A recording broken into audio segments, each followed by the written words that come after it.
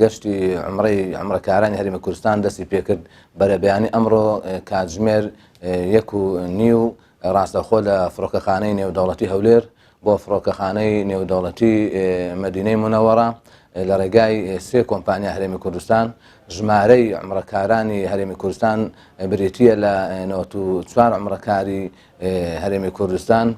ئێمە وەکو بەڕێوەبەرایەتی گشتی حەج و عومرەی هەرێمی کوردستان وەزارەتی ئەوقاف کاروباری ئاینی سەرپەرشتی ڕاستەوخۆی ئەو گەشتە دەکەین ئەو گەشتانە دەکەین کە ئەنجام دەدرێت هەم لە حکوومەتی هەرێمی کوردستان و هەمیش لە عەربستانی سعودیە سەبارەت بەو کەسانێک کە سەفەری عومرە دەکەن پێویستە تەمەنیان لە 18 ساڵ بەرەو سەرەوە بیت و هەروەها پێویستە دووژەم ڤاکسین دژە کۆڕۆنایان بەکارهێنابیت.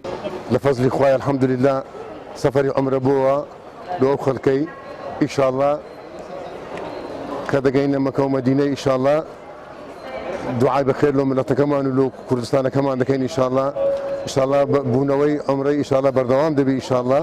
لە محافەزەی سلێمانیەوە هاتوین سوپاس بەخوا دوایەوەی کە ماوەی 2 ساڵ بەهۆی نەخۆشی کۆڕۆناوە گەشتی عومرە وەستا بوو، بەڵام سوپاس بەخوا ئێستا گەشتی عومرە کرایەوە. ئەمە یەکەم موجبەیە لە هەرێمی کوردستانە بەرەو عەربستانی سعودی بەڕێەکەوین و ڕێنماییەکانمان جێبەجێ کردووە لە بەکارهێنانی ڤاکسین و پاشان ماسک و پاشان فەحسی کۆڕۆنا. ئەمە فورسەتێکی زێڕینە ئینشاءڵڵا ئومێد دەکەین ئیجراعات لەسەر عومرەکاران سوکتر بکرێت ئینشاءڵڵا عومرە وای لێبێت وەکو جاران خەڵکی پۆل ئینشاءڵڵا بۆرە و ماڵی خوا بەڕێ بکەون.